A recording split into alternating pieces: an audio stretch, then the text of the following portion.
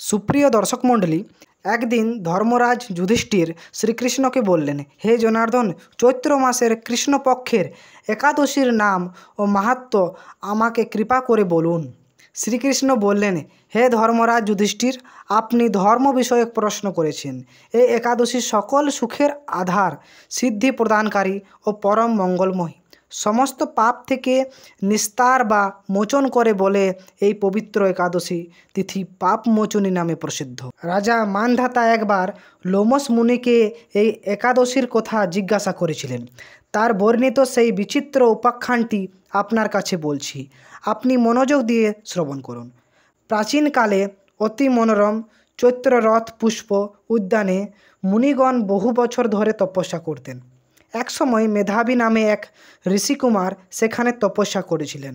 মঞ্জু ঘোষা নামে এক সুন্দরী অপ্সরা তাকে বশীভূত করতে চাইল, কিন্তু ঋষির অভিশাপের ভয়ে সে আশ্রমের 2 মাইল দূরে অবস্থান করতে লাগলো।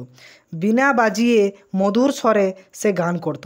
একদিন মঞ্জু ঘোষা মেধাবীকে দেখে কাম বাণে পীড়িতা হয়।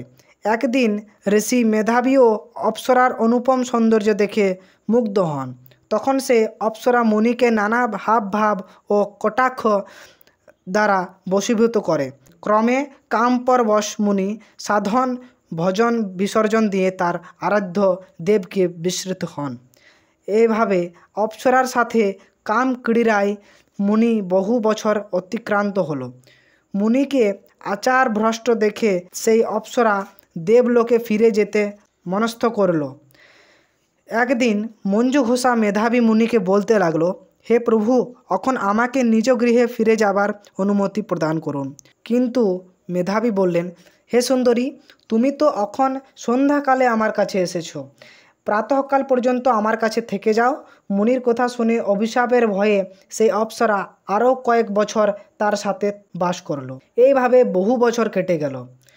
দীর্ঘকাল অপ্সরার সহবাসে থাকলেও মেধাবীর কাছে তো অর্ধরাত্রি বলে মনে হলো। মঞ্জু ঘোষা পুনরায় নিজ স্থানে গমনের প্রার্থনা জানালে মুনি বললেন, এই প্রাতঃকাল যতক্ষণ পর্যন্ত আমি সন্ধ্যা বন্দনা না সমাপ্ত করি ততক্ষণ পর্যন্ত তুমি এখানে থাকো। মুনির কথা শুনে একটু হেসে মঞ্জু ঘোষা তাকে বলল, হে মুনিবর, আমার সহবাসে আপনার যে কত বছর অতিবাহিত হয়েছে তা একবার বিচার করে দেখুন। এই কথা শুনে মুনি স্থির হয়ে চিন্তা করে দেখলেন যে তার 56 বছর অতিবাহিত হয়ে গেছে।